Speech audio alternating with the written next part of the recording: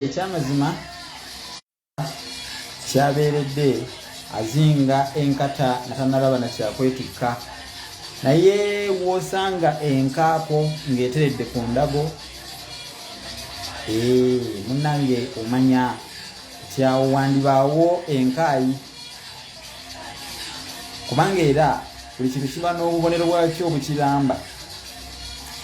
Nze musisi Ssaabasajja Nnabusiro nkonge ya muvule nantagwira kyeya kimu kiwoowo oluminyo gwa vvu atalina mazzi talya ndisaava kubanga ndi mwana wa Bambejja omukenkufu mu lulimi Oluganda era Ssaabasonyiwaalo kaluwoomya okwetooloola Sseŋŋendo Nnabulamu mulekula anaaliibwa yetavaayo talwawo kugwa era talwawo kulekulira kalengejjo kale avaayo ng'awalabuka ku nnambiro.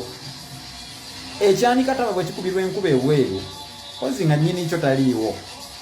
Kale nno kyenva mbategeeza nti nammwe abanaagenda nange mwetegeke kubanga anaaserengeta mu kitereka ag'ekalungu taleka kukwata mbajuna.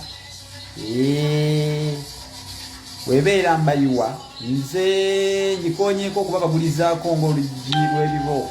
Kale nno nammwe muwulirize bino byafaayo naye nga mbeeyanjulidde wabula mbategeeza nti nze omuwandiisi w'ekitabo ekiyitibwa Olulasangeye abasinga mukirabye nnyo era nga mukyagenda mu maaso n'okukiraba naye nga fuba nnyo nga bw'osobola okifune. Kitabo Olulasangeye kya mitwalo 10 kiri mu Angelina Bookshop, kiri awo mu Angelina Bookshop ku Mukwana Akeedi tebakulimba awo ku Mukwana Akeedi edduuka eggi 89. Ate era ekitabo kino kiri ne mu New Styles Bookshop awo ku paaka enkadde oba liyite eggumbiro ly'emmotoka ekadde awasimba emmotoka ezidda ku luguudo lw'Entebbe. Okyefunire kifune mutaayi kifune munywanyi okyetaaga n'abantu bwe bakyetaaga kigule olwaleero ku lw'ebiseera by'omu maaso. Tulwanirira lulimi lwa Ssaabasajja, olulimi luno tululwanirira tulukuume tufeeyo nnyo tukuume olulimi luno olwaffe nga munnange bwe mukitegeera. Masaka mu Buddu awo ku Elgin Road oba Elgin Street okuliraana Radio Buddu oba Tropical Bank kumpi ne Muto Complex ofuna ekitabo ekyo Olulasangeye.